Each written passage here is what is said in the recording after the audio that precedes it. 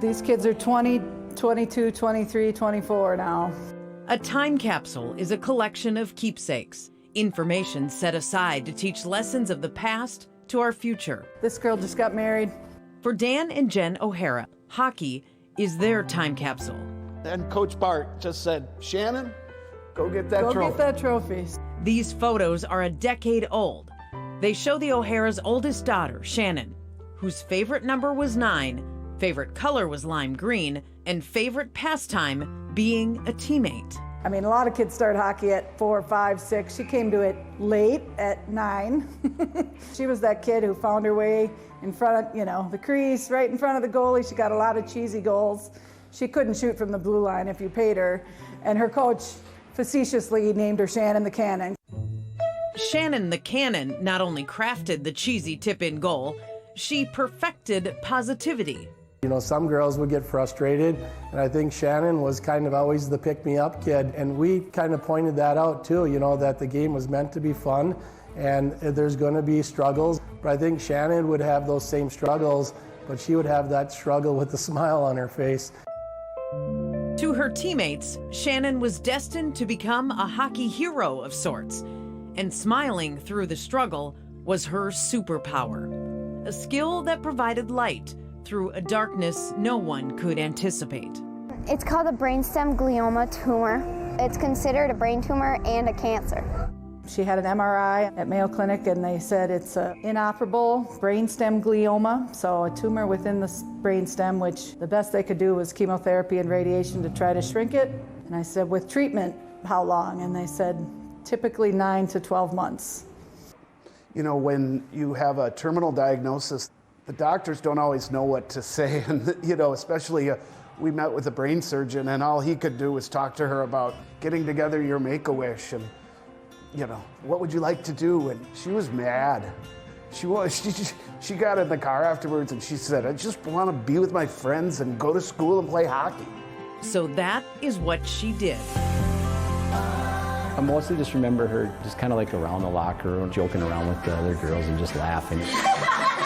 She'd go to school, she'd go to chemo, she'd go take a nap, come to hockey. It was crazy, she was tired, but she wouldn't miss it, you know what I mean? She had a big smile and she just wanted to be around her teams. When she was fitted for her radiation mask at nearby Mayo Clinic, it should come as no surprise, Shannon was smiling. This meant for the mask to fit, she would need to smile through the 42 chemo treatments, which Shannon renamed the healing. We all live in fear of being told your days are numbered. Once that happened, she was extraordinary. I don't know what to credit that to. She just found wisdom that was abnormal, not a normal 7th grader. My life is going to mean something to someone somewhere. If it's the doctors, that they learn, oh yeah, we have to do this right next time. Or if it's my family, that I make it like so many years that they're amazed that I made it that long, Shannon O'Hara passed away on January 6th, 2012. Shannon lived her life with a positive attitude, always working hard for what she wanted, and being a good friend and teammate. With her death came the birth of the Shannon O'Hara Foundation.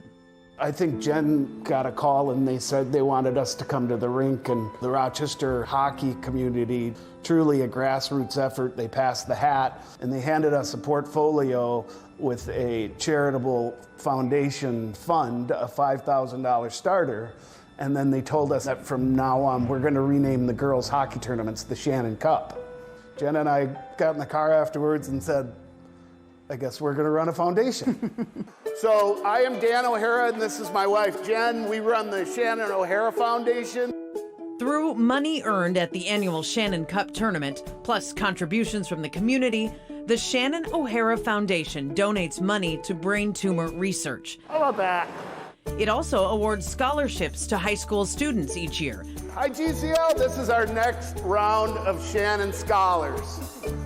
It's just fun. The kids today, they were around when Shannon was around, they were too young, but you'll still see people wearing, Shannon sweatshirts, Shannon t-shirts, and it's just out there. I mean, almost every day you'll see Shannon gear around, so it's just kind of a name that people know about in this town. That's the one thing that I notice is you'll see more of that neon green come out. It's kind of a remembrance of what was there and kind of what we're playing for, and kids kind of unite through that. Although we never got to meet Shannon, it felt like her presence was always there. A remembrance of what was. And her story will continue to live on in our hearts for many years to come. Often inspires us for what can be. Thank you for joining us today to commemorate Shannon the Cannon. Just like our very own time capsule. I don't think we could have imagined it, to be able to still make a difference and for Shannon to still matter in this way. Good to see you all. Woo!